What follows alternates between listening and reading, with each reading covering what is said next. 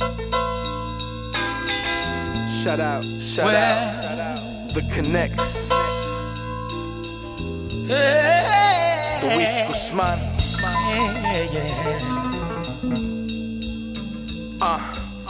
Don't ever go, never leave my side. Passion's all I have, courage is my drive. And if I lost you, I would lose it all together. I wouldn't have composure. Welcome to I'm an Artist, Not a Salesman podcast, where we highlight the journey of entrepreneurs, creatives, and business people alike to showcase that every light and dark moment create a beautiful piece of art. This is episode 51. I am your host, Luis Guzman. My guest today is the definition of an artist in the truest sense, a creative behind the lens that gives life to vision with each piece he directs and shoots. His clients include heavyweight acts such as Nick Cannon, Fat Joe, and Kevin Hart, just to name a few. He is the first director, writer, composer, director of photography, editor of a TV series. His work has been featured on BET, CNN, VH1, USA Today, Billboard Magazine, too many to name. His directorial debut on TV was for the show Future Superstar on VH1, and the name of that show precedes who he really is, a young man with the world in the palm of his hands, as he creates endless visual art that will shape future generations of directors and fans of cinema. He is a 2022 Gold Award winning filmmaker, a 2021 Tribeca Film Festival winner for Brooklyn Santa, and he has only scratched the surface. A man that truly believes that the heart is our theater. The visionary and artist, Jordan Crafton. Welcome to the show. Man, listen to me. Brother, when you said that, I was waiting for Jordan Crafton to walk in. Come on, he's right here in front of me. I'm AI. The real one's going to come in here and really show you what's going on. Wow. Oh, man. I appreciate that. Appreciate you, man. I don't think you realize just hearing that poured into my spirit, man. Thank you. I really appreciate that. No, you know, I pride myself on doing research, but just doing enough because I want to feel surprised. Mm-hmm. You're in the arts, you're a director, so you understand how fun is it if they already know the ending. That's true. You know what I mean? True, so I always like to get a taste, but then let you kind of give me the whole entree, so to speak. You know what I mean? Mm-hmm. But, you know, we were talking off camera and, you know, I have a very soft spot in my heart for artists because I feel like we're misunderstood and I feel like we have the hardest road to travel, but it's paved with the most blessings at the end because the hardest labor is done when you put that work in and then you see it at the end. So your journey right now, where you at, I'm a fan and I'm excited to see what you're doing. And I'm thankful that you made it in today, man. I really appreciate me too. you. And it's so funny, even what you just said about us being misunderstood. It's like, I tell people all the time, the art saved my life. You know, It's because it was the first place that I felt like I was at home. You know, I was just a young kid just running around. Like I was the silly kid, I was just always doing stuff. Whatever came in my brain, it was like, all right, cool, let's try that now. Let's try it. And you know, my favorite question I used to tell people all the time is like, when people be like, yo, Jordan, why you like this? That was one of the best compliments ever. Yeah. And I felt at home once the arts came in and once I was exposed to it, I was like, oh, wow, okay. This is what expression feels like. This is my access point to feeling love and freedom, you know, and it really changed my life. I can't go back. It's a beautiful thing, right? Because I feel like we are in a world, not right now, so to speak, but maybe like back in the day. I don't know how old you are. I'm 41. How old are you? 37. 37. So we right around the same age. Yeah. So growing up in school, middle school, elementary school, they tried to downsize your art. They tried to downsize your creativity. And I just heard this recently on a podcast and it resonated with me. The kid that was loud in class and was rambunctious and making jokes, they would discipline him or her and say, shut up, go at attention. Little do you know, you probably got a future comedian on your hands. Mm-hmm. Like, embrace that child. Explain to him or her that they got a gift and they can use it. Mm-hmm. And I think now in 2025, we're starting to see more of that with people, you know, expression and really tuning into what their heart desires for their passion. Yeah. And I see you doing that. So I want to applaud you for that. Man, I appreciate that. For sure, Definitely. Man. And speaking of, getting to know this passion of yours and getting to know who you really are, I always ask this to everybody that comes on the show. I ask you this as well. Who is Jordan Crafton? Oh, man. Heavy, right?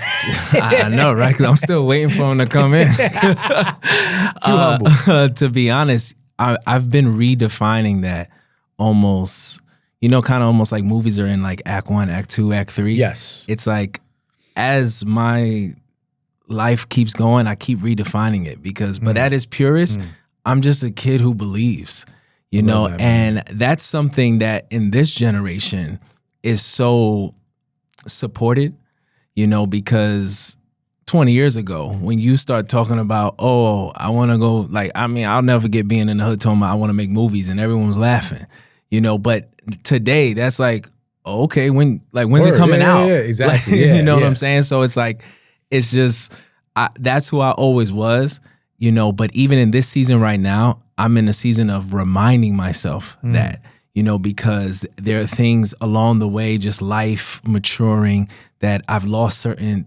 things that were just so natural to me, you know. And like what, if you don't mind me asking, what was natural to you that you lost? Oh man, just believing in anything. Like, you know, it's, I later as a kid, you know, it was just something of, if I dreamt it, it was real. Then as I got a little older, it was, oh, okay, that's what faith is, you know. And then as I put both of those together, then it became this driving passion. But once you go further and further through growing up and in the industry, some of that you get discouraged, you know, just, you know, I can't even pick like certain points out, but it's just, you kind of get discouraged. Even when you get older, it's like people tell you like, all right, well, you know, when are you going to do this? When is it enough? When is it, you know, and before you know it, those seeds they plant into your garden and they can discourage you to be like, oh, well, maybe everything you see isn't for you. Maybe everything you feel isn't the feeling for you, you know, and it can play with your discernment if you're not careful. And if you're also not making sure to put extra time into your spirit, man, and to make sure that you're strong enough to fight some of this stuff. So even in this season right now, I'm redefining some of the things. It's almost like I'm at the buffet line and I'm like, you know what? I don't like that anymore, but I really love this. And I've always loved this. So let me make this entree of the past, the present, and who I see in the future, Jordan, so that I can actually have access to it. Wow, that's a beautiful articulation of, wow, you sound like me when I talk about stuff. I love that. That's how we know we're artists here. I want to touch on that because I feel you, first of all. And I think that when it comes to faith in works, faith without works is dead. Yeah, absolutely. You can't do nothing every time. I could pray all day. I want to do this. I want to do that. But if I don't actually go out there and use the gifts that God has given me to manifest that and to actually start that, there is no fruit at the end of that. Sure. You know, so you got to create your own fruit based on the gifts that God has given you. Now, going to your point about as a child, you're so creative, you're so malleable, your brain is just like silly putty, you know, because you haven't felt the stress of the real world and like the real beat down society of you can't do this. It's just people projecting all their fears on you. Yep. You know what I mean? So once you know that and you're aware of it, you can still be 37 years old and still be childlike, because I feel like a child, they're so creative to the point that you can't say no, that you can't tell them they can't do anything. Right. But throughout life, we get jaded, we get beat up, we get bogged down, and then you add alcohol in the mix. Oh, yeah. Weed, drugs, cocaine, strip clubs, womenizing. You have all these things now that can add to the numbness of not chasing the dream that your childhood heart really wants. So navigating that does take discernment, and it does take a huge amount of faith. Yeah. So I just wanted to piggyback off what you said, and you know, it's an everyday struggle, but stepping into your purpose every day and living out what your true gift is already the work being done. Yeah. All you gotta do is show up. You know what I mean? How do you show up? What do you do on a day-to-day to show up? You know, I am, it's so funny. You're literally catching me in a transition, right? Really? Yeah, because Please, tell me. There are things that I call baseline, you know, but as life gives you new challenges, then you have to, the baseline just offers you an opportunity to conquer what these new challenges are. Gotcha. But you actually have to add new things like muscle confusion. You go to the gym and do the same plan every single day, you're not going to get stronger after a while. You're not going to see any improvement. So between, you know, fitness and also learning about myself, I learned a few years ago that, you know, running would help my anxiety. Well, actually it was COVID.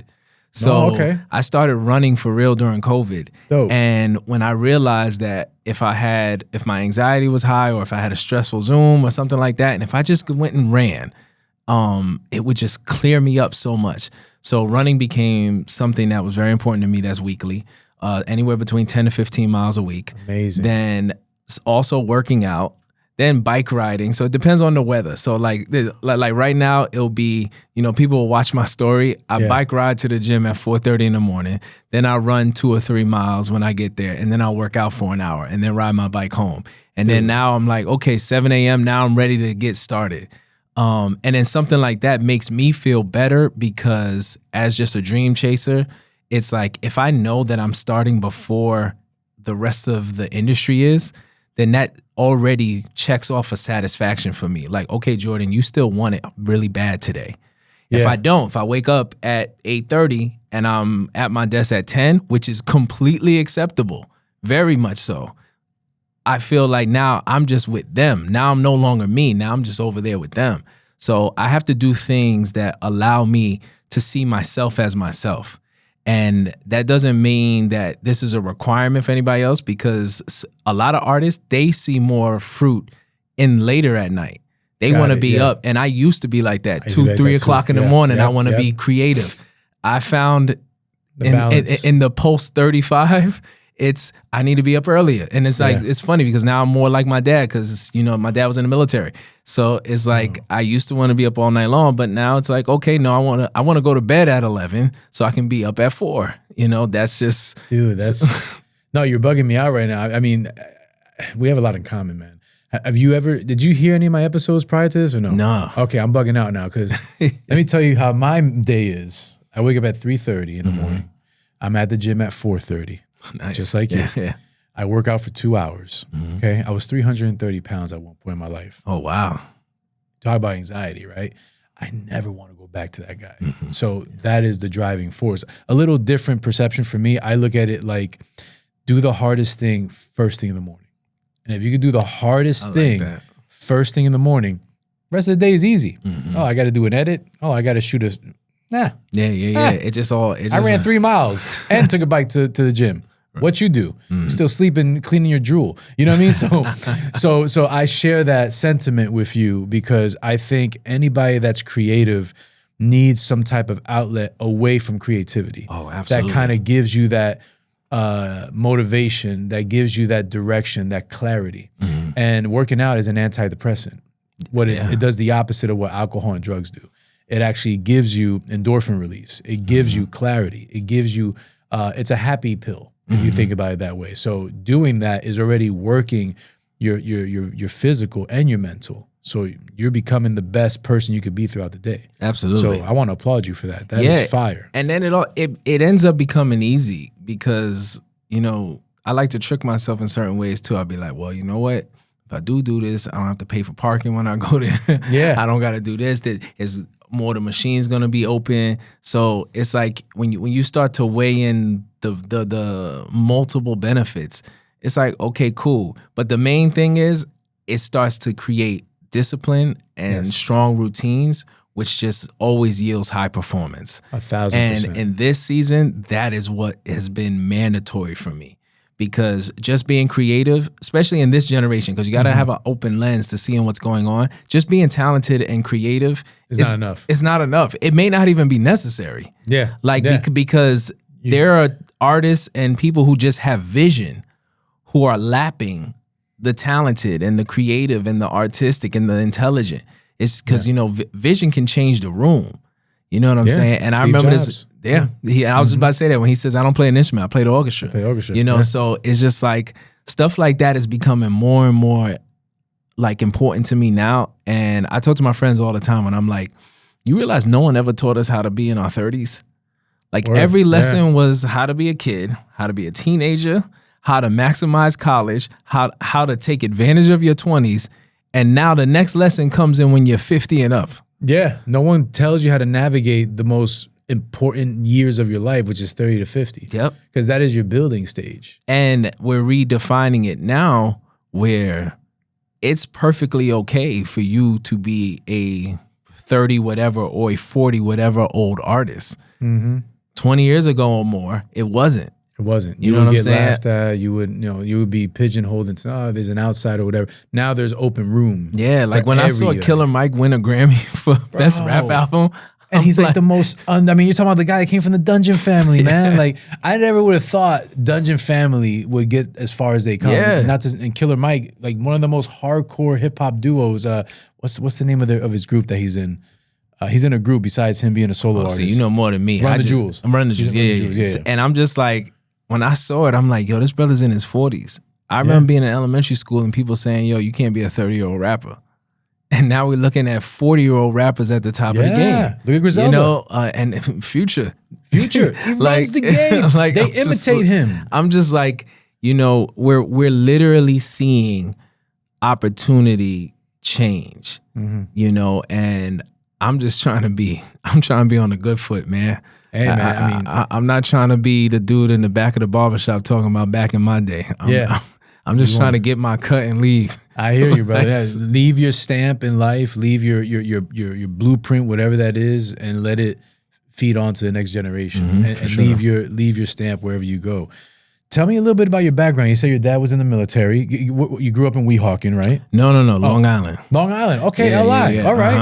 All right. Tell me the beginning of Jordan. Give me a little bit of an overview of your childhood and who inspired you and, you know, who kind of gave you that starting point in your life to get to this creative that you are today. Yeah, so my father's from the South. Okay. What part? You know, he's from Aiken, South Carolina. South Carolina. You know, still to this day. I mean, he's 90 years old now, so he's as country as it comes. You know, I want to move to South Carolina when I retire. So. You know, listen, it's a good place. Like, and I always tell people, it's like my dad, he was a real like a man's man. Like, okay, something's wrong with the car. He's in the driveway, hood up, fixing it, changing the brakes out manually. Something's wrong in the kitchen, he's gonna do it. He was, you know, my dad did a lot of the cooking growing up. Old school.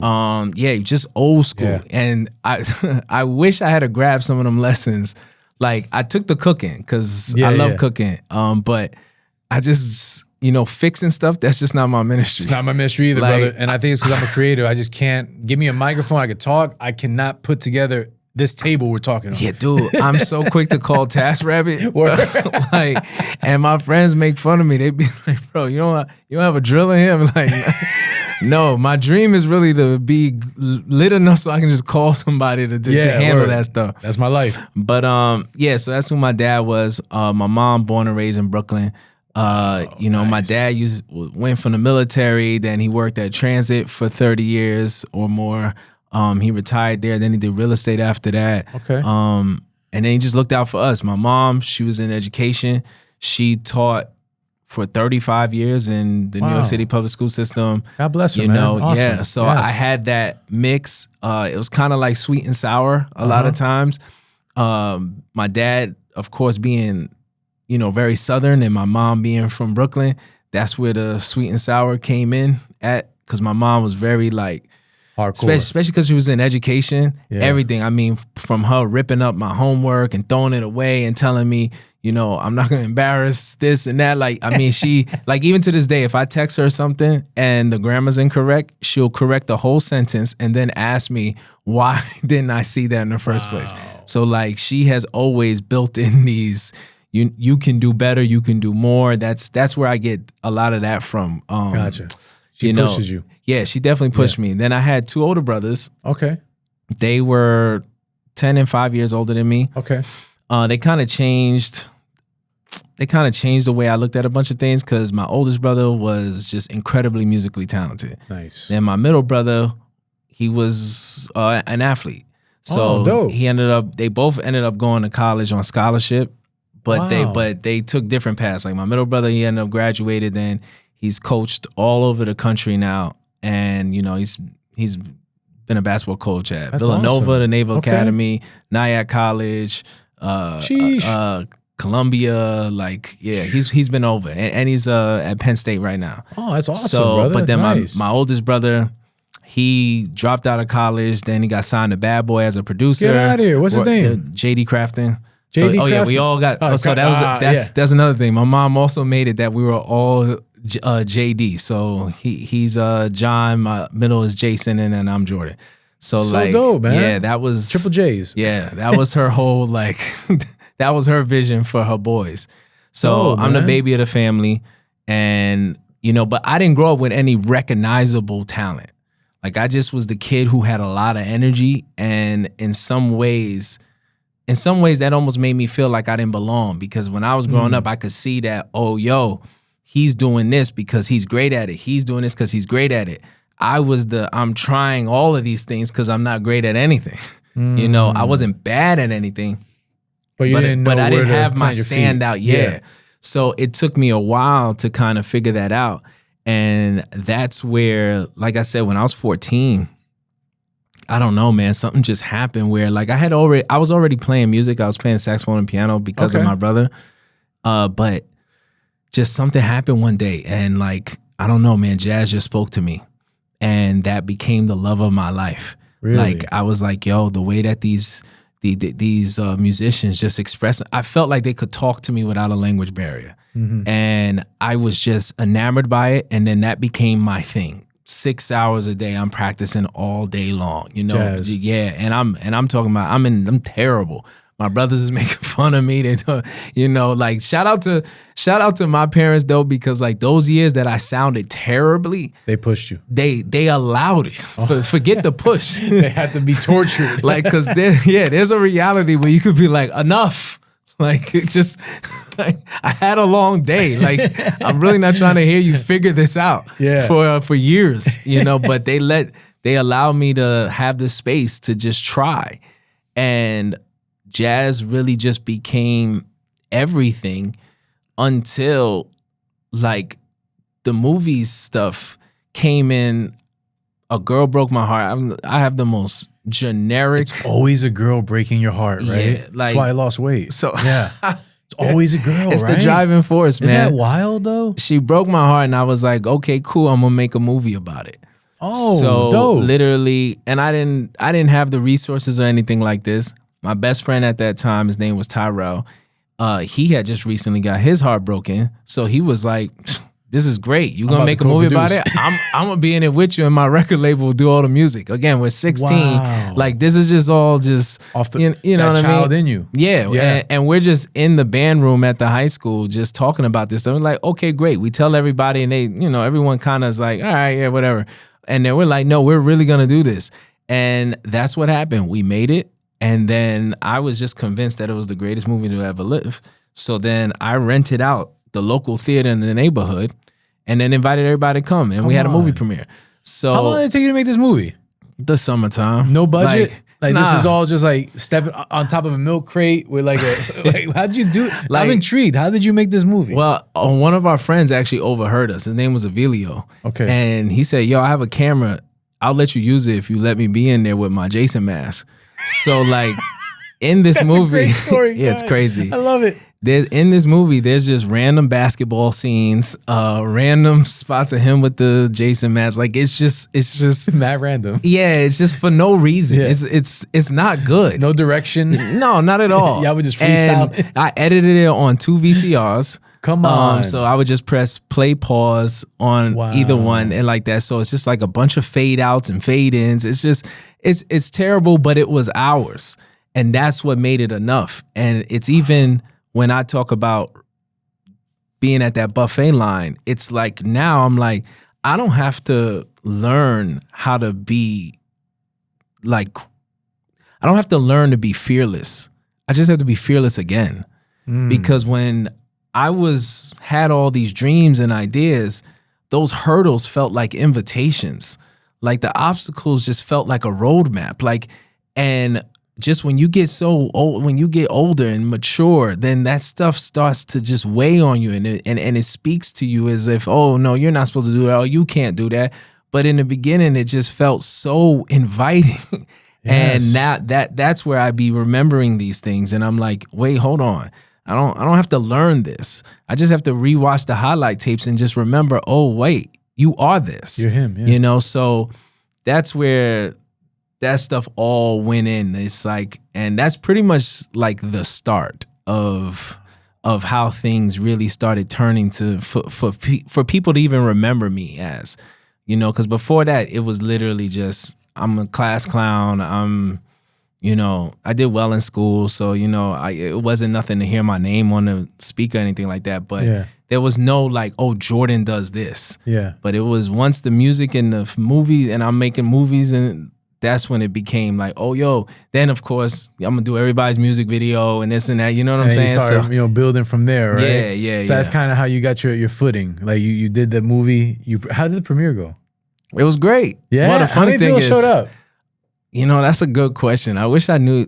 I think it might only been maybe 30 or 40. That's a lot. Nothing for crazy. A 16-year-old that just did something off the cuff. It is, but I do remember that the DVD player overheated. So during about halfway into the movie starts skipping.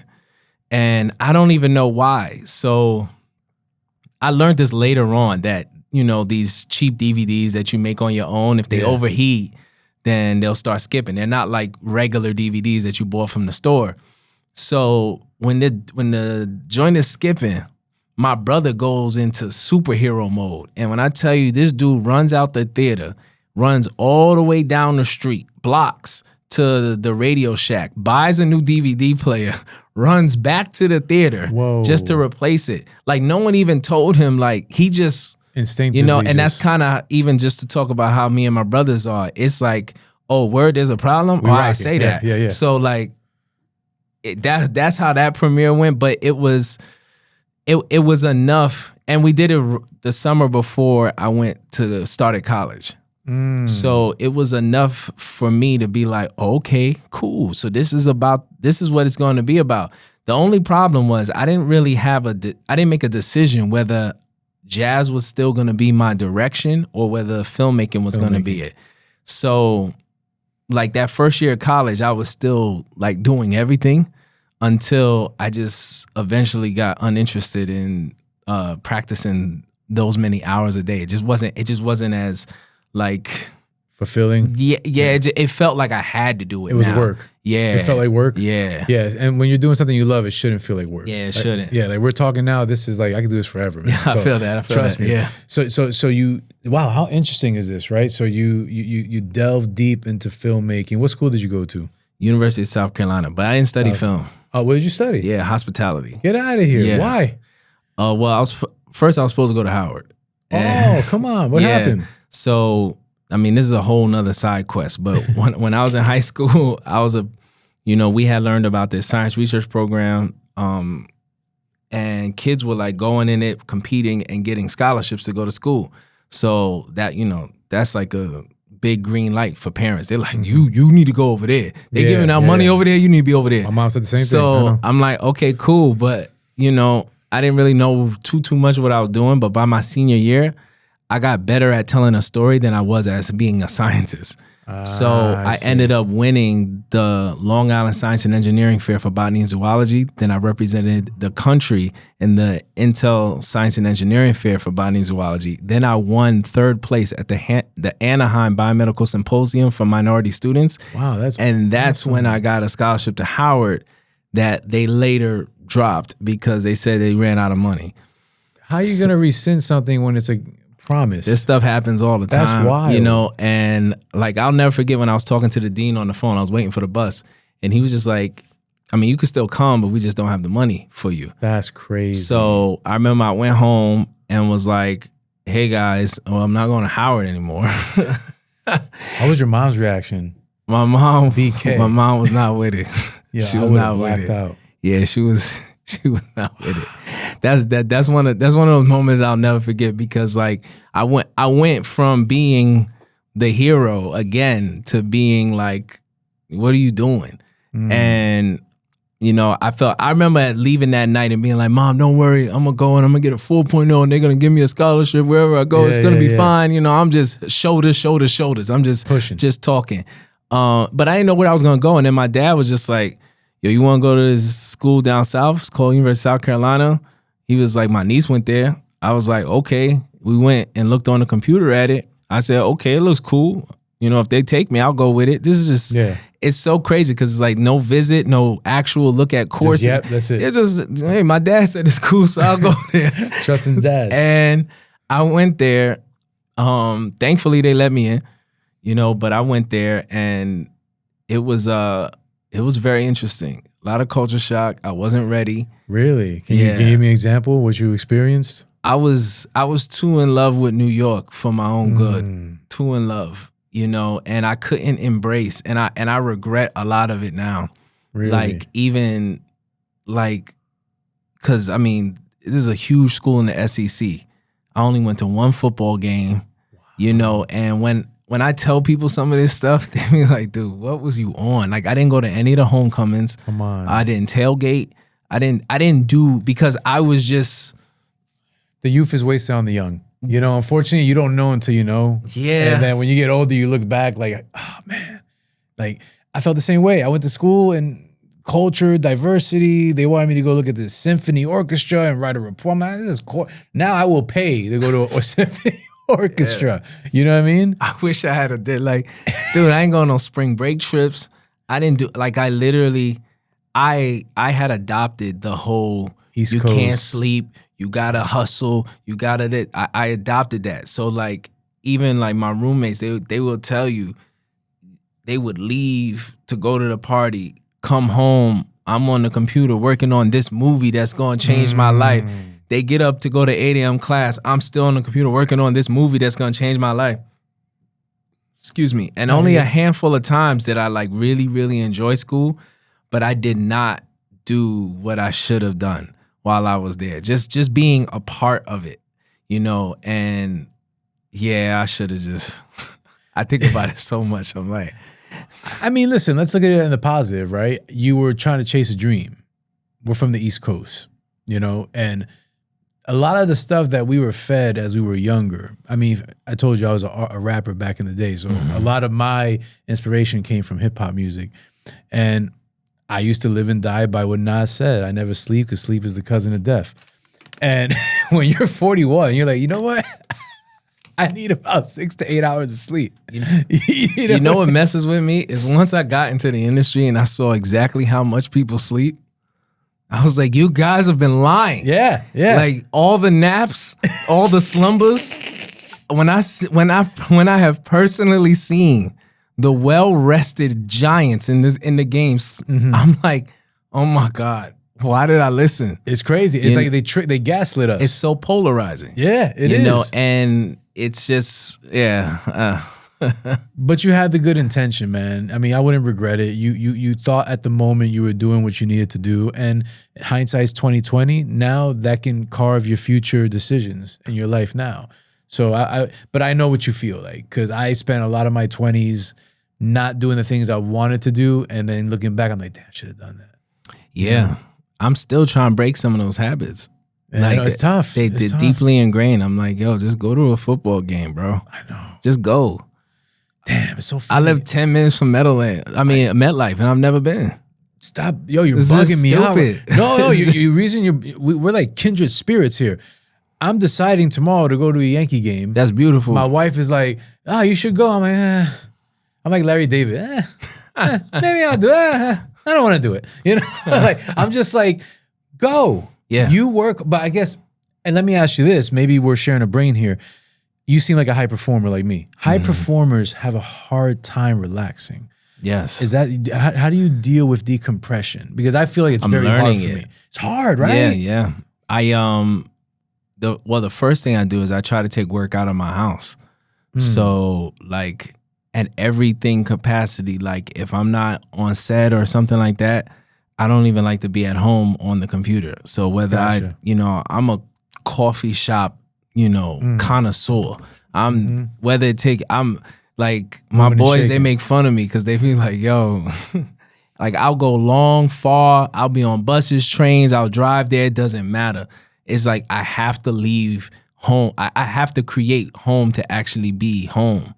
Because for years and such a long time, I just allowed home to just be a place that I exercised my dreaming. And that's just not, it's not practical. You can't sustain it. And it's just a bad habit that even as someone who wants to have a family one day, like I can't keep looking at my house as an extension of that. My house is supposed to be the relief and the freedom of it. So I've been putting in those type of fail safes to make sure that I can untrain this mind that I adopted from to be completely honest, a lot of people who didn't have conviction over what they were doing anyway. We're all just getting passed down lessons and stuff that either wasn't true or that no one knew no one could convince you that it was the only way. Because when you look at it now, everyone's doing whatever they want and living great lives. No one's following that system that we were told this is what you have to do. We were tricked. We were tricked. Yeah. So, and it's not brand new. When I look at some of these old stories from these visionary minds and very successful men and women, they were the odd ones out years ago. They were the ones who were just like, oh no, I'm going to do this. And then they struggled, they lost, they and they figured it out. They got themselves back up, they believed, and it's just, I'm just aligning with that right there. Cause that's my most natural frequency. So it's like, let me just keep pouring back into that and getting that together and making sure my faith is right, but yeah, I'm definitely learning how to relax. Like, it's not easy, man. No. Trust me, I know. It's something But at least you go on a Yankee game, though. Yeah, I haven't decided yet. I mean, I'm still on my Larry David, but I'll figure it out before tonight. But you know what? You're giving me a lot. It's crazy, right? Because I interview people not yet for a living, but Lord willing, soon enough, right? But people always sit in my chair, and you don't know anything that's going on in my life, but you don't understand how much you're resonating with me because sometimes you feel like you're alone on the boat. Yeah. And nobody else is feeling what I'm feeling. And here I am sitting next to somebody that is actually feeling the same thing I'm feeling. And as we walk in life aimlessly through streets, through subways, through sidewalks, through parks, through stores, etc., you see people, but you don't see them. Right. You see what I'm saying? Right. We could have walked right next to each other and, sit next to each other on a subway or a Starbucks, and I would have never knew that me and you share so much of the same feelings and the same struggles. And it's a beautiful thing. I sometimes I wish people can wear signs on themselves that say starving artist or right. stressed or anxious, because at least it gives you a good starting point to start a conversation with somebody. You know what I mean? The point I'm making with this diatribe is that I feel that inspired people and creatives, number one, we don't know how to rest. But number two, how do you compartmentalize learning to rest, but also keeping that fire and motivation and desire to be great? Because I get scared when I rest because then I feel I get complacent. You see what I'm saying? How do you as an artist, as a human being, manage the artistry versus taking care of Jordan Crafton, the human being? Well, first thing is like, again, it's all these fail safes to trick you, right? So number one, a way to promote myself to rest is I literally will make sure that if I go to the coffee shop, I won't take my laptop charger. So I have to work until my laptop dies. That's great. So that's guaranteed 4 or 5 hours worth of just focus, and I make sure that that's in there. Also, if I'm up early and I'm going, if I'm really on my routine like I've built, if I'm up early and on my this and that, I'm naturally going to get tired around 7:30, 8 o'clock. It's going to be an undeniable wind down. So I know that I have to get before there, and then I'm gonna try to eat before there and stuff like that. So as long as I'm doing these things, just like those two things right there, I'm guaranteeing certain things. Now, also when I'm in these like driving seasons, I'll make sure that I only ingest material that is about victory. So that's a lot of sports documentaries that are only about overcoming great obstacles. And these could be across all type of fields. Like I can't tell you how many, football documentaries, I don't even watch WWE anymore, but I've watched almost every documentary because I'm just like, oh, wow, they had to overcome all of this. Olympic athletes, all these things where I'm like, okay. And then there's also trying to find material of people who I think have had similar journeys. And then I draw real lines where I'm like, oh, but they're not me, so I don't try and mirror myself to anybody, but I do try and feel some type of community. So if I'm always surrounded around like growth energy, overcoming, like victory, again, in these driving seasons, I mean, I have to like double and triple down on my sermons.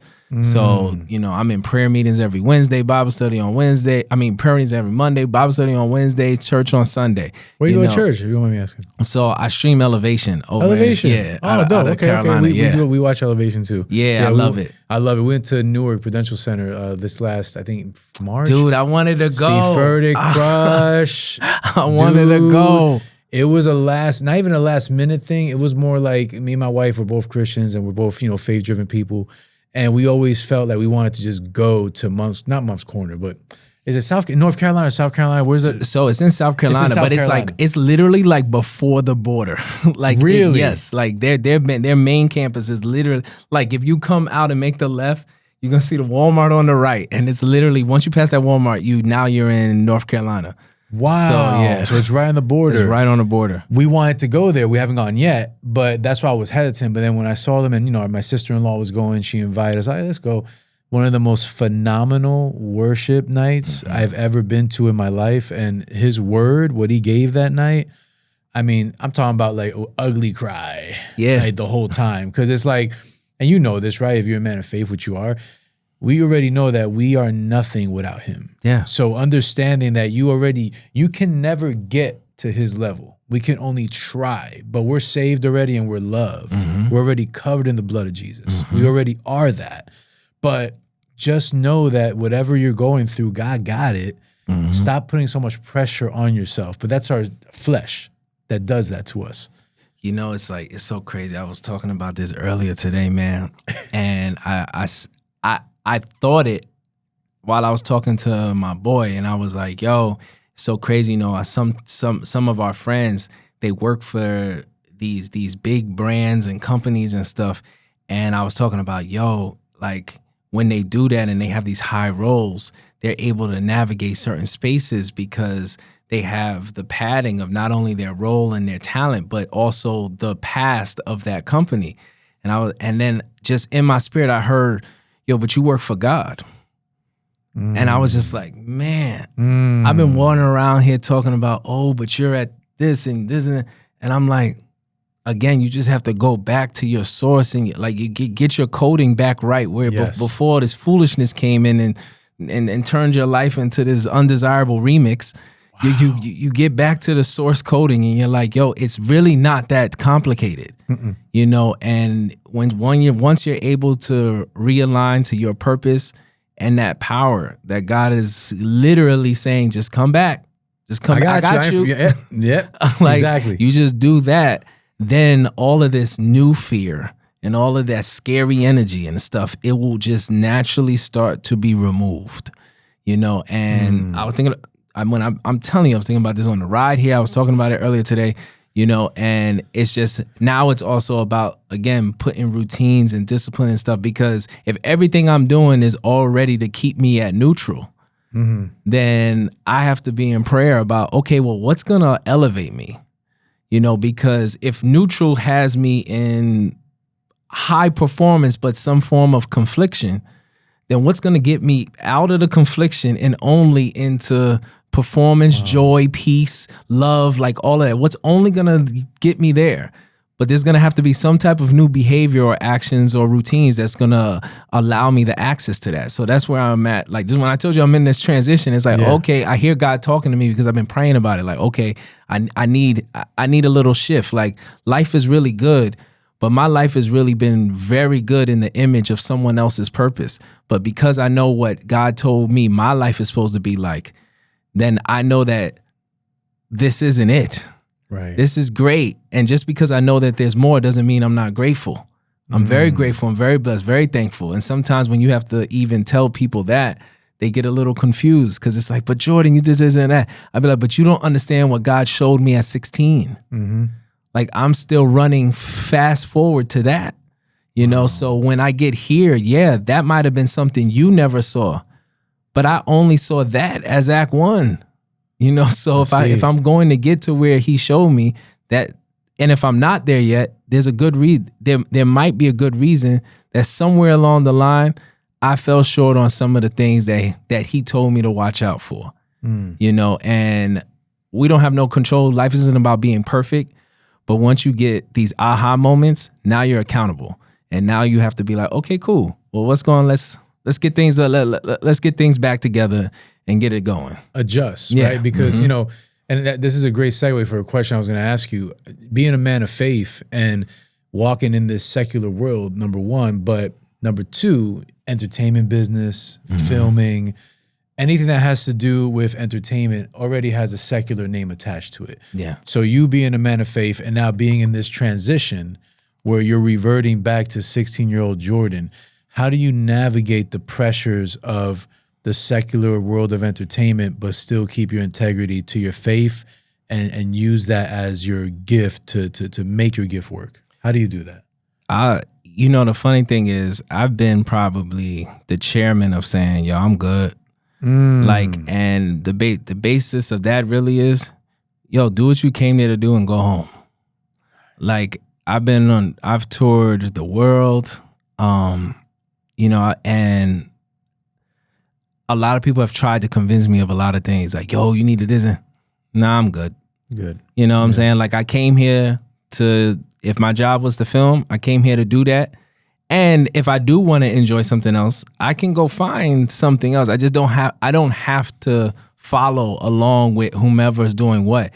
And not to say that wherever I was, the people were doing crazy things, because that's not what was happening. Thankfully, I was never in the very clouded, you know, groups and companies and stuff like that. But I just didn't even want to give a chance for anything. Gotcha. You know what I'm saying? Gotcha. And I think I was more fearful of what it would do, what it would change inside of me. You know, and looking back, it's like some of those decisions are just like the smartest decisions I've ever, like, it's just, and like I said, it doesn't have to be nothing crazy. Like, I can't tell you how many pictures people have of me sleep in the club. Like, I'd be like, yeah, I'm bored here, so I'm good. Yeah. I'm knocked out, napping on the couch, and everyone's convinced that, oh, wow, he's drunk. And then my team has to be like, no, he just hates it here. Yeah. Like, so. I've had a couple nights I fell asleep in the club too. It's boring. It's just like, you know, so you kind of really got to learn yourself, you know, because an OG once told me he said, whatever you're secretly addicted to is in abundance in the industry. And he told me this one day, like, before I got my first big break. And I didn't really know, I barely knew him, and I didn't even know why he was telling me this, but he just wanted to say that to me. And that became a very big, like, okay, watch out, because you get to see how people navigate their voids, you know, and a lot of people don't address them. They kind of just weave them, they sweep them on the rug, stuff like that. So they mask it. Yeah, so that I'm good. I go home. Like, So, man. I go home, I go back to my hotel room. You know, also having my own personal projects always help too. Because if I come out here and we create all day long, then everyone's natural behavior is to go, all right, let's go celebrate. Let's go have some dinner. Let's have drinks or something like that.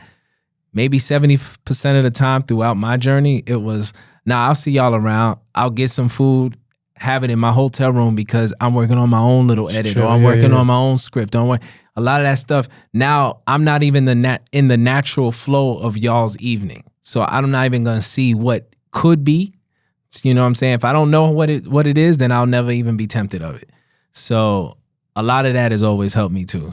Idle time is the devil's playground. And when you don't have nothing to do, nothing's gonna, you know, it's gonna lead us to a place that will probably eat off of the bad decisions that are put onto you, you know, by the other side. So go ahead. Yeah, no, you also got to pray about who you working with too, and like projects you gonna get onto, like, you know, just doing stuff just to do it. Like, no, money's good money. Yeah, it's like a lot of people always ask me, like, even working with Nick for so long, you know, I was in my boy's garage one day, and on the TV was a commercial. I don't even know what commercial it was, but Nick was on the TV, and I just felt it in my spirit. You're supposed to work with him. So that's how I got to him. It wasn't, you know what I mean? At that time, I had done so many music videos and stuff for a bunch of talent, things like that, but I never felt like I was supposed to, like, oh, I got to go and work. I got to be with you. We got to, you know, be partners and brothers and family and stuff like that. But for him, that was a real thing I had. And it wasn't easy. It took a whole year just to get to him, you know, so it was challenging. And if God had never told me to go over there, then I wouldn't have been able to sustain a year worth of no's and no callbacks, no email backs, anything like that. So fortunately, even for me, running around with Nick, a lot of that craziness wasn't even an option because he's not even into that. Right. So he's a man of faith too. Yeah. Right? So he's the king of just go somewhere, do the job, and go home. Yeah, he will go home too. Stay out the way. So and a lot of times, like a lot of my work, even running with him, it's just we kind of saw life the same way, and that was a blessing in itself. Like we really just want to do a good job and go home. Like that's really like how we operated for all those years. Kindred spirits, man. And you know, and for the audience that's listening, you know, Jordan's talking about Nick Cannon, so I want to, you know, kind of, you know, stretch this conversation further about that. 2 questions. You mentioned the big break. What was your big break, and how did that transcend to working with Nick Cannon? Well, the big break was working. Okay. Yeah. So how did that all, you know, come about? Yeah. So again, I saw him on the TV. I said, okay, cool. I heard God say, yo, you should work with him. I said, okay. So then it took a year of, you know, at that time I was a Red Lobster manager. So I used to have Caucus? No. I was in where was I at that time? I think I was in Nanuet. And Long Island, yeah. I was in Nanuet, and then I went to Poughkeepsie. Poughkeepsie, okay. So I used to have like my servers before they cashed out at night, tweet them my reel, stuff like that. That wasn't getting no motion. So then I started like emailing his team and stuff like that. That wasn't getting no motion. Then I found out who his assistant was, told my service start tweeting her. That wasn't doing anything. I started like mailing packages like DVDs and stuff of my work to the offices for the addresses I found. That wasn't doing anything. Me and my cousin was standing outside of radio stations because he was a radio DJ. Later did I know that I found out later on that these stations that I'm standing outside of, he wasn't even there. He was recording a lot of these joints remotely. Yeah. So I'm like, oh, well, that's good for the plot, but it's terrible for that present. Yeah. But no, I ended up finding, you know, his role manager at the time. And this is by just completely just exhausting every option by looking up who's who, what's in the credits, you know, what video on Twitter, or I see someone around, and then I could try and find them on Facebook or something like that. So I found out who his role manager was and look him up. I saw that he only had like a few hundred friends on Facebook, and I was like, oh, here it is. And I added him. He added me back. Message him. He doesn't message me back. So I'm literally like, oh, okay. Now I gotta get creative. So I remember that he logged in to his apartment building. This when Foursquare had just first came out. Oh, okay. So everyone was like kind of doing this. Like, so I also saw that he was a filmmaker for a large part of his life too. So, and he had made this documentary about street ball. So I literally was like, okay, cool.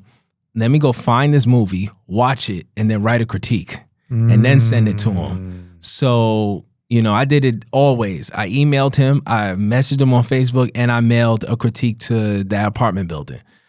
And he finally hit me back and was just like, yo, like, thanks for watching. Like, and it wasn't like a big movie. Like, it was like I had to like work to find it. Right. So, but it was a great movie, just wasn't a big one. So he finally messaged me back, was like, yo, listen, man, we don't got nothing right now, but we'll be back in New York around the summertime because Nick does America's Got Talent. Let's link up then.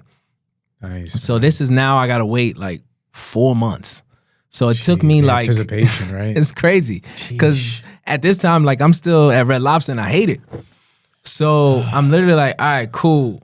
What we gonna do? And I finally get to him in the summertime. We link up, and I mean, in my mind, like I'm gonna have this meeting. He's gonna tell me we doing this, and that, and I get to quit tomorrow. That's the complete opposite of what happened. I go and sit down with him. He said he had a few minutes.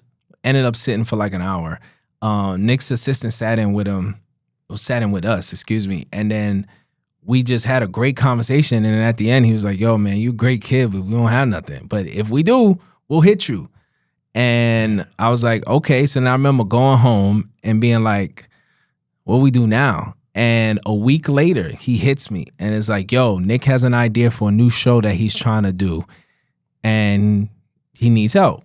So I said, okay. I talked to my boss, like, yo, I need off because they said that Nick want to meet me at this day, this time. Again, thinking that this is going to be everything. No. I go and I meet Nick backstage of America's Got Talent. And he had a kid who was already doing all of his visuals. His visuals, got it. And super talented, even to this day. What's the circa, by the way, year? This is 2012. 2012, okay.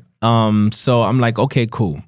So they're like, hey, listen, we're trying to do this show. This is what it's going to be like.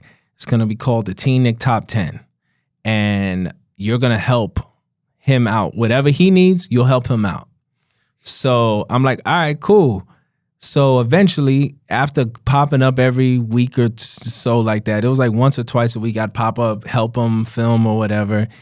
It came down to the point where he had so much work that he wasn't in position to like go edit this and stuff too. So then I remember he asked me, yo, can you do it, Jay? And I was like, of course. I go home and I'm like, wow, I have no idea what I'm doing. I have a dual monitor. On one side, it's literally how to edit a TV show on YouTube tutorials. Wow. And then on the other side is my free trial of my editing program. That's wild. So man. I'm doing this and I'm like figuring out whatever. Long story short, we make the pilot. Nick does what he does and ends up selling that show. And it gets picked up, I think, 8 or 9 months later. During that time, I was still filming and editing for him. Okay. So if he had a DJ gig, I would go with him. If he was going to that, I would, because that was that big, like BTS time period. Everyone had a YouTube channel. Everyone was. So content. I was being his guy for that when the other dude wasn't available. So because he also lived in LA and I was in New York. So it was like, okay, cool. We split the coast, everything's like that. Mm-hmm. So when the show got picked up, I'll never forget, like we had the first episode and stuff like that.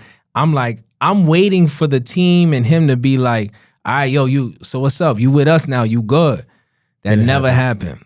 So I remember being at my manager meeting and I was asking for time off to go to NBA All-Star Weekend because Nick wanted me to film with him out there. And I was like, yeah, I need this time off. And my boss was straight. He was just like, yo, we done made so many moves for you. There's no more time off. Like the fork in the road now. Yeah, because now everyone was, if I couldn't show up, another manager had to show up. If I didn't, and it's all last minute. Yo, we can't do it no more. I'm sorry. So I'm like, all right, cool. I go to the bathroom. I go to the office. I call my dad. I'm like, yo, they saying they're not giving me no more time off, this and that. He was like, well, it's up to you. Do what you got to do. So I was like, all right, cool. So I went back into the meeting. And then I just told him, all right, cool. This is my 2 weeks. Whoa. And, he was like, you serious? And I was like, yeah, I think my time here has come to a close, and I got to just do what I got to do. And I quit that. I remember my director of operations came the next day like, all right, come on, brother. Like, whoa. What's going on here? Corporate America trying to suck you back in. They were trying to figure out like, yo, like, what's up? Like, this ain't you. Yeah. Like, you just gonna leave us? Like, there's no write-ups. I wasn't sending no, I'm unhappy. I never said, oh, I didn't like my raise. You know what I'm saying? There was no flags I just, I gotta go. Everyone knows that I'm doing this. Everyone knows I want to do this. The time is now. I have to go. And so they said, okay. I remember going to Nick and being like, yeah, so I just want to let you know, I'm fully available now. I quit Red Lobster. He was like, no more biscuits. That's exactly I can picture him saying that. I was like, yeah, nah, like I'm ready. But the show, again, I'm learning everything in real time. When the show first aired, it was only one episode as a special for New Year's Eve. Okay. They hadn't got an episode deal yet or order or whatever. I didn't know all of this. This was the test run. So I'm waiting for him to be like, yo, don't even worry, you good we got you. He just like, all right. He just said no more biscuits. No more biscuits. And just started laughing. That was good. Nothing. Nah. And you know what? And then later on, I really appreciate stuff like that because he never sold me like in the beginning. Like he didn't tell me, yo, if you quit your job, he made sure every decision was mine. He never sold you a dream. Yeah. Like, yo, if you gonna be over here, cool. But if you gonna be there, want to be there. Don't be there because I told you A, B, C, and D. So, yeah, then it took a few years out of that. But the big break is that the opportunity to, and if we're being honest, that's what God was showing me. He knew that I was going to work on that show that was going to eventually get picked up. I just had to deal with the lumps and the hurdles and the woes. But a year and 8 or 9 months later, that show got picked up for real. And when we started that first season, it was on the air for the next 8 seasons. So, and I became the director of photography and editor of a network television show for over 100 episodes at 25. Wow, man. Like, so it's like that, that was my entry point. And I got to skip all these steps. And I'm doing this with a hospitality degree. Like, Dude, so that is crazy, man. That's probably one of the most inspiring stories I've heard on this platform. And the reason I want to share this with you is because I think you define the meaning of being resourceful, and I'm not going to take no for an answer. Yeah. But on the flip, once you get the yes instead of the no, your job's not done.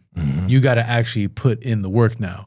What stuck out to me the most was you saying yes to doing the editing and sitting there with the YouTube tutorial and the free trial version of the edit. Yeah. It reminds me of Steve Jobs when he took an order for a bunch of computers and they didn't know how they were going to do it, the Apple II. And he was like, we'll have it in 6 weeks. It was in the movie. I don't know if it happened exactly like that, but, and then his guys are like, what are you, you crazy? But the vision, and we spoke about vision in the beginning. You said that a visionary right now can jump leaps and bounds over talent. You have the compound of both, where you are a visionary, that you saw past the Red Lobster biscuits, past the management meetings, and you saw that your gift and talent could take you places you could only imagine. I mean, just imagine a Jordan that was afraid of the management saying no, and you stayed there. Yeah. We wouldn't be sitting at this table right now. Yeah. You know, so wow, that is inspirational. Afraid of if I was afraid of rent, if I was afraid of, because I was on my own. You know, my family lived in South Carolina. My parents had moved by now. So there was no going home. This is why I shout out like my cousin, man. Like I remember when this is parts of the story that a lot of people don't know unless he was like really close to me. It's like, I remember I just re-signed my lease. Oh, shit. And I remember I was like, yo, it's cool, I'm gonna get out of it. And I told them, and they was like, well, if you want to get out of it, you just gotta pay the whole rest of the year out. And I'm like, well, that's crazy. That makes no sense. I might just yeah, I might as well say it. So I'm living in Jersey. I'm living in northern Jersey, and the Jersey monthly transit to get to the city where Nick's office was 30 was literally gonna cost almost $400 a month. So I'm like, yo, I can't afford that food and my rent with no income. So I'll just pay my rent, and Monday through Friday, I'm gonna just stay at my cousin's in Jamaica. I'm just sleep on this couch and then pay this little $80 for the monthly Metro card. There you go. So people don't even remember. Like, it's like, who has a whole crib they don't live in? That's kind of wild, man. Whole bed they don't sleep in just so that they could go work for free, just because they believe. Wow. You know, so it's like it's a whole bunch of things that I just really had to just navigate, just lean into and just be like, no, I'm here. Let's do this. Let's figure this out. This thing is gonna work. You know, and yeah. Dude, how'd you pay your bills in that time? Well, did you have an emergency fund or? Yeah, God willing, before then, not God willing, but thank you, God. Yeah, thank you for the very not lavish lifestyle I lived before then. But I had always, once I had graduated school, everything was about how to get back to filmmaking. I knew I was gonna work at Red Lobster or be a restaurant manager or anything like that, just because I knew I did well in school. I graduated 3.85, and I was like, okay, cool. And I didn't know this, but the hospitality program at my school was top 10 in the country. So I just knew the facts. Like, okay, cool. I do really well here. Then I took 2 years of like culinary classes and stuff like that. I was like, oh yeah, I'm gonna be all right. I'm gonna get a job. Good. And then I was like, but I just have to get back. So then I just didn't have anything in my house really. There was no cable. There was no TV. It was just everything was about. I ate at work, you know, and then if I wasn't at work, I would bring food home, and that's what I ate the next day. So it was like, it was very just, yo, put this away, put this away, put this away. So then I was set up for the rainy days, and that's what saved me, you know. But I didn't want to drag it. That's why I was like, all right, cool. If I got to stay with my cousin, then cool, you know. It is what it is. Yeah, it is what it is. Wow, man. I'm enamored by this because you hear the stories all the time, but they don't give you like the intricate detail. Like, you know, such and such did this and now he blew up. But you don't hear the dirty rung climbing the ladder, greasy rung, slipping, falling, twisting, turning.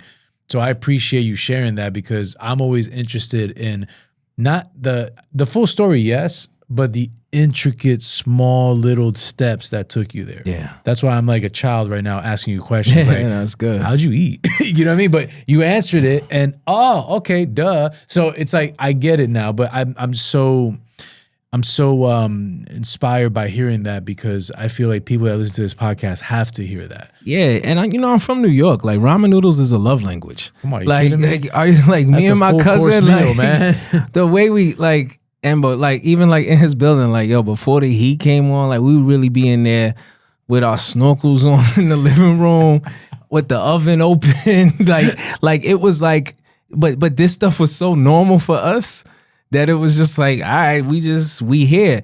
But that's also the like community and family will make you feel like we're all in this together, and that'll get you to tomorrow. Yeah, I feel bad for people who like they big dreamers and like their parents kicked them out the house. Like everything of mine was voluntary. Gotcha. You know what I'm saying? And that's a big part of the story because a lot of people, they didn't have the choice like I did. I could have. It's not like my parents didn't say, you can't come home. Like, it's just, I knew that becoming a filmmaker in South Carolina was going to be incredibly challenging. Challenging and do it in New York. Yeah. So I'm like, I got to stay here and rough it out. But all that, like, some of the struggle stuff, it wasn't new. Like, I had already remembered, like, a lot of that stuff growing up. And, like, you know, so it was just, it is what it is, you know, but yeah. Wow, man. So what an inspiring story from that to Nick Cannon. And now tell me, I rambled a bunch of names in the beginning. Kevin Hart, Fat Joe. You just did something with the Kansas City Chiefs. Yeah. So can you explain to me how that from Nick Cannon, how did your career snowball to what it is today? And can you hit me with the highlights of your career thus far? Robert De Niro, I can't wait to get into that. But go ahead. Yeah, you know, things kind of just, they kind of just naturally flow because you get into all these rooms. Like, okay, this is one of the benefits of working with Nick, right? I wasn't working specifically just for him. Because of who he was at that time, our office was in the Viacom building on the Teen Nickelodeon floor. So I get to meet all these creators and artists and marketers and, you know, producers and things like that who were right down the hallway from me or right next to me or this and that. So you end up meeting people and you just keep creating these relationships. Or throughout, you know, Kevin came from one of our producers that was working on I can't remember which season it was of Teen Nick Top 10, but after the season wrapped, he was working on What Now, and he called me one day and said, listen, we love how you work with Nick. Like, it's almost like you're a fly on the wall. Like, no one even knows you're there. And for the documentary portion of the What Now film, we would love if you would come and be on the second unit. So I'm like, okay, that'd be great. So, you know, it's like things just kind of naturally just kept flowing. Yeah, you know, and then you find people who end up. This is why sometimes I even tell people, you just got to post your work because you may not go viral, but you never know who's watching it and ends up being like, yo, we just really like your style. And that's what happens when it's like, hey, listen, can you come and work over here? And then because I had these talents, like some stuff I would be an editor on, some stuff I would direct, some stuff I would DP, you know, and it was just like, yo, can you come give you a taste here? Can you overlook this? Can you be a part of this? Can you help us develop this vision a little more over here, and you just keep meeting more and more and more people. And this is a relationship business. You know, you're good to people. People are gonna be good to you. You're not the only one growing. You might have met someone as an intern, and then 4 or 5 years later, they had a production somewhere. Yeah. So, and just because you was nice to them, they're like, hey, they'll call you and be like, hey, Jay, man, like, you got any free time or something like that? Yo, I'm working on something. You want to come over here? And I'll be like, wait, you're where? And I'll be like, that's incredible. And then they look out, you know. So just being a good person, you know, having a good heart, having good energy, and treating people well, it has been very good for me, you know, and it's helped me along the way, you know. So, and I could see, I mean, as soon as you walked in today, I felt that. And I like I said, I come from the music world, and it's funny you said, you know, your brother, you know, worked for Bad Boy. I worked for Bad Boy for a couple of years. Oh, dope. So that's why I asked you that. But again, always around creatives, and everything you're telling me that you lived through is what I seen. It's relationships, it's treating people good. It's leveraging your situation, right? So if you're in a room with, you know, this person got me here. Oh, but there goes such and such. There goes such and such. You're not heavy. Hey, my name is Luis Guzman, blah, blah, blah. I do this, I do that. At your service if you ever need me.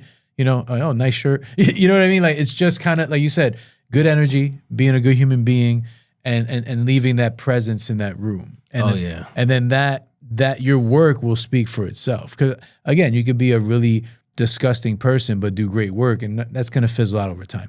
But you doing amazing work and you're an amazing human being, that is like the sauce. And I don't have an ego. I'll run down on somebody. Like people got like videos and stuff of me. Like, if I see you in the parking lot and I know, and I don't like, I'll do that and I'll run down on you. And like when I get to you, my phone is out. Like, look, this is what I've done here. Look at this. Yo, I done this. Yo, I'm real. I'm not coming to you. Like, I'm good for that. And I don't care. Like, I don't care what it looks like. I don't care about any of that stuff.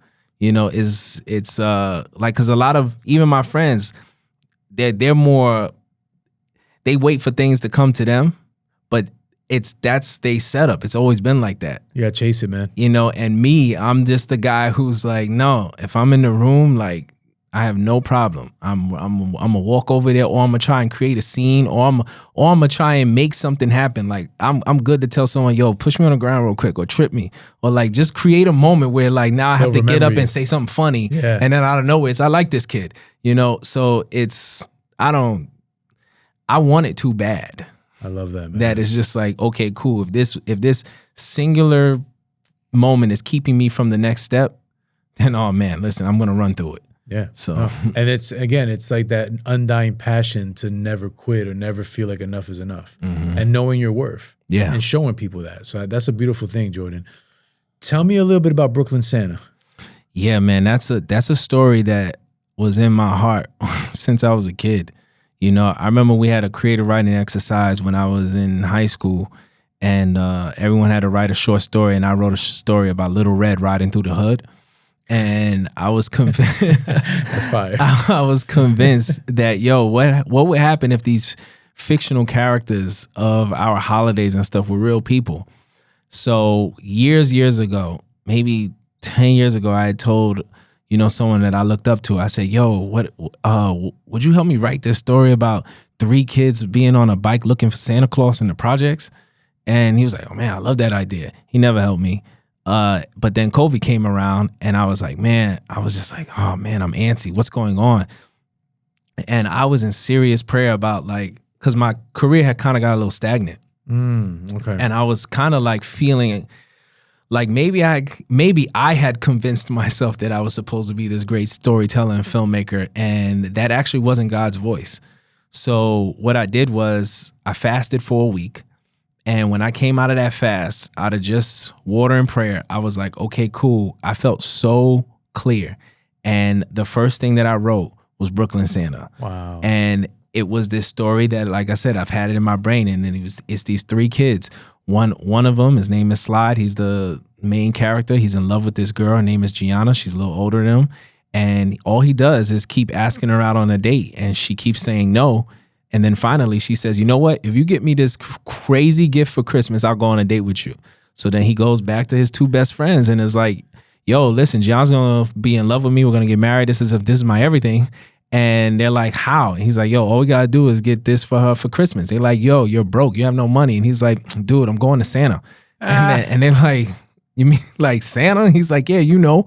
And the whole story is about him having to do missions for Jack Frost, Frosty the Snowman. I mean, but these are all people who are just in the hood in order to get to Santa.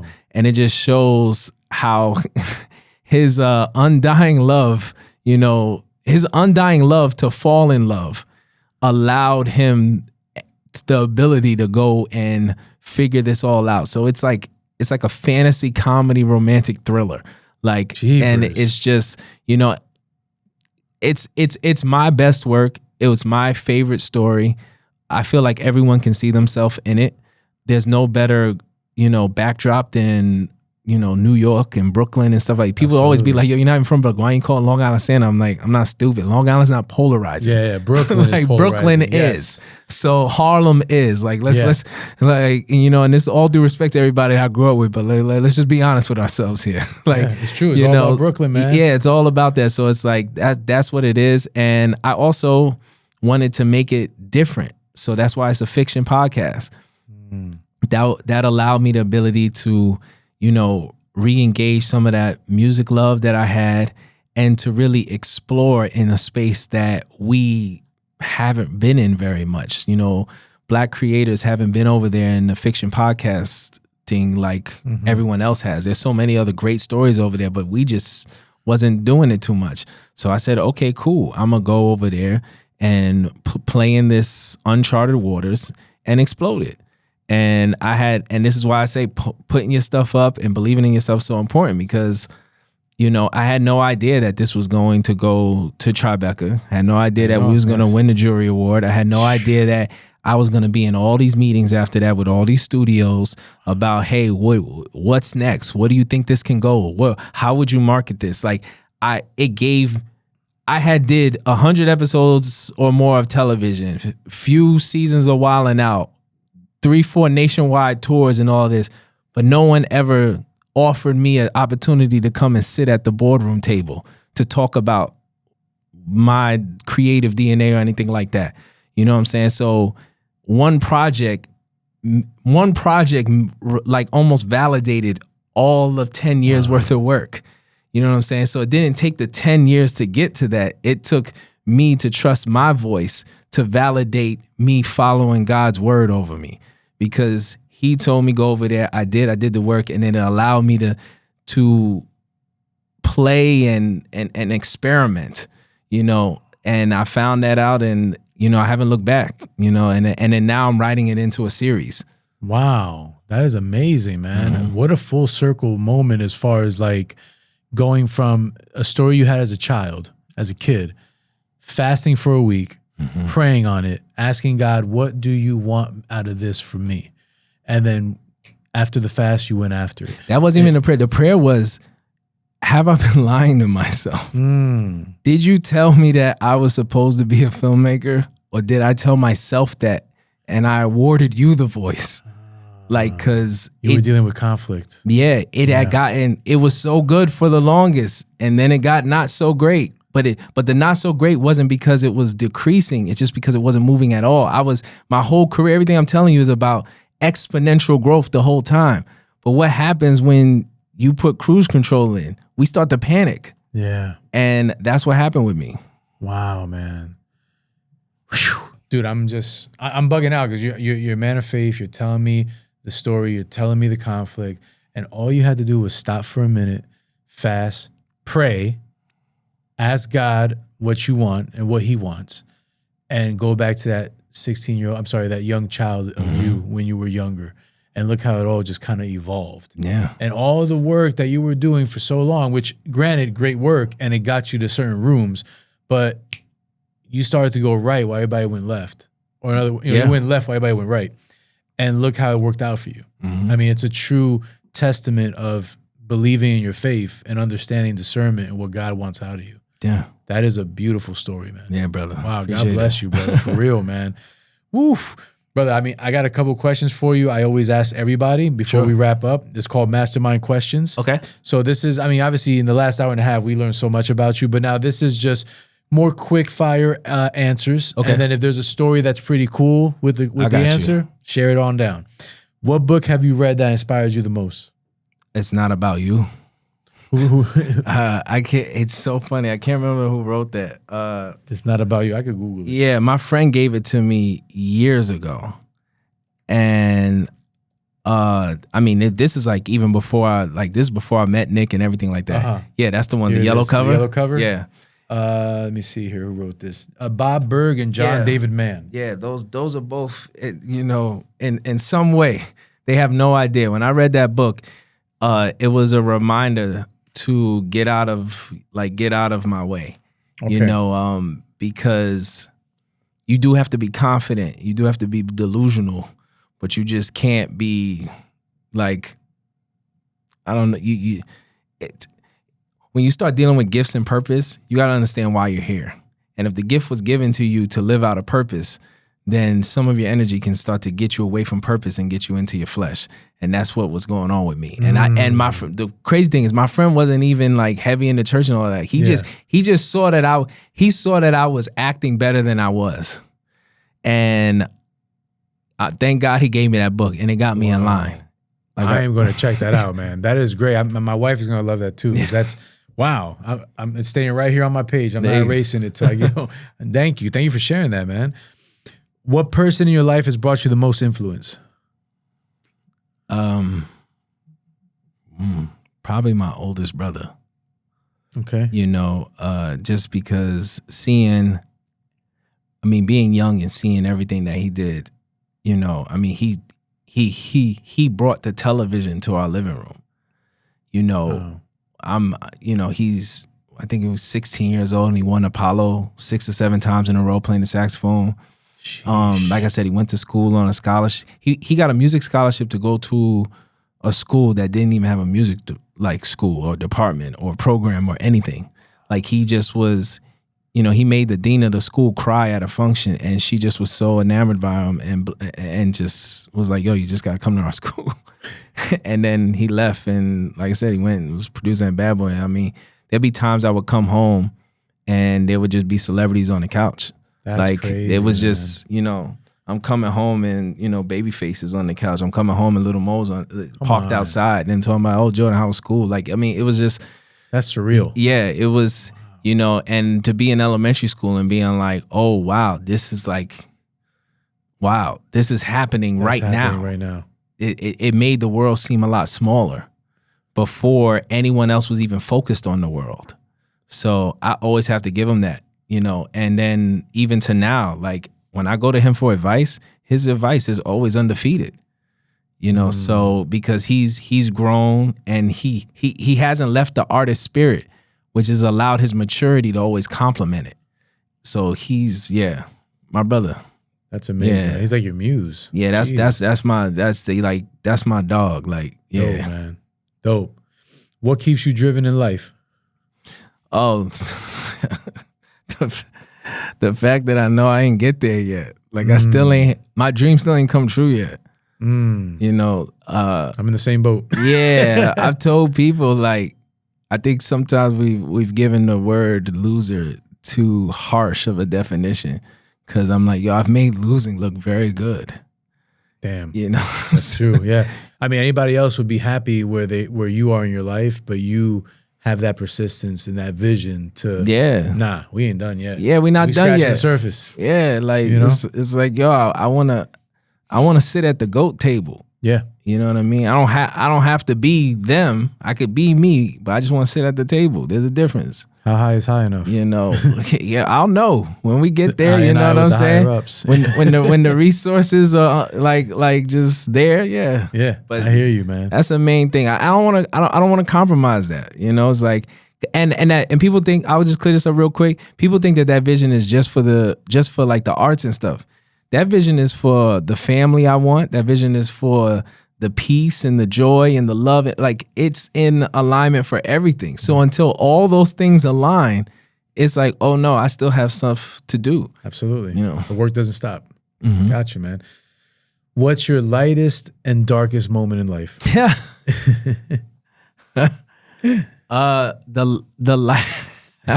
The lightest moment in my life is probably these pair of jeans that I wanted. I'll never forget this, man. Wait, Miri? No. I'm talking about I was like 14. Oh, okay. I'm walking through the store with my dad, and it's like the summertime or something like that. And I'm walking through the store, and I show him these jeans. I'm like, yo, this is what he had on in the music video. Stop. And they're like $100-something jeans. There's no way I'm ever getting this pair of jeans. Were they Pele's? What were they? No, it was, I don't even remember. I just remember they were a dark blue with a green shade, and they were my everything. I needed those. And I didn't think about it ever again. And I used to watch that video on 106 in Park, and I'm like, Stop. oh man, that could be me. And then that Christmas, I got one gift from my dad, and I opened up that box, and it was those jeans. And I was like, when you understand the amount of months that was before that, I couldn't believe it. Like, it was just, and that's gonna live with me forever, because he didn't have to do that. You know what I'm saying? And yeah, he didn't have to do that. That's gonna live with me forever. Darkest moment when my best friend died. Oh, I'm sorry, man. How did he or she pass away? Yeah, that was he in a car accident. His name was Tyrell. That's who, when I talked about Tyrell. That first movie, that was who that was. So when it's because he believed we grew up together, you know, and we were doing this whole thing. He died months after our first biggest film, not the first one, but every film that I had done up until that one had been with him. And he died months after. They died on November 24th, 2009. Oh, man. Yeah, that right sorry, there. Man. No, I appreciate it, brother. Lord. Yeah, man. Oh, never easy, man. Yeah. Never easy. Have you ever had any vices, and how did you overcome them?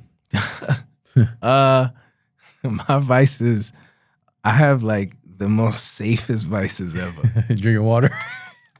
Yo, and anybody that knows me knows my number one vice that has me in a chokehold is potato chips. Oh, God, I know. What's your favorite? Man, listen, it is Doritos with every bit of the bad dye. Come on, give me the red dye 5s, everything. Listen, give me 1 through 5. Like, when I graduated kindergarten, my graduation gift was a big bag of Doritos from BJ's. My mom had got me. Like, this has been something since I was a little boy. And even when I get in these like very aggressive seasons where I'm like, I gotta be so focused, on the top of my little list of no's is potato chips. Wow. Because anyone who knows me, I won't eat dinner, but I'll eat a whole bag of potato chips. There's something about the crunch. And I've tried to shake it. Like, I've tried to get carrots and like if I'm at the computer, because someone told me, yo, maybe it's just the crunch. And I'll literally get the carrots and I'll be like, this is not it. I need to be delivered from potato chips. Dude, I mean, that's like, is it from since you were a child? Yes. Yeah, man, that's what it is, man. It's like muscle memory for you. Yo, it is. It could be part of the creative process. It shouldn't be. I know. Because it's also keeping me from abs. So like, it needs to go. Maybe try fat-free. I know. I need sugar salt added. It needs to go in totality.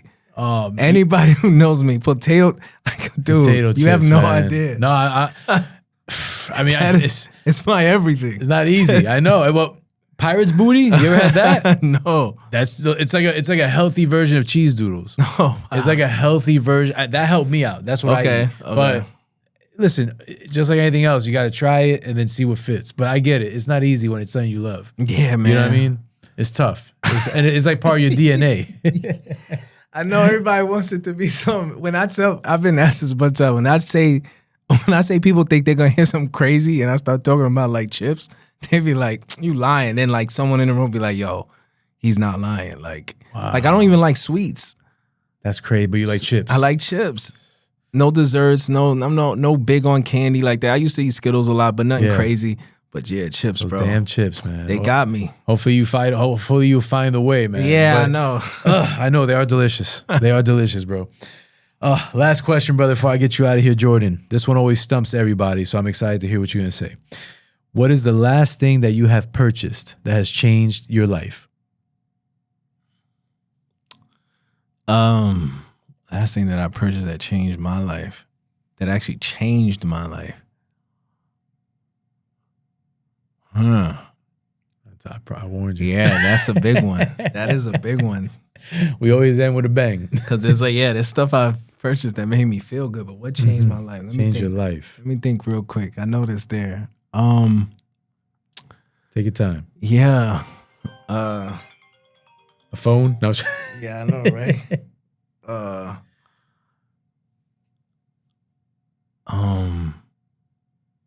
Wow.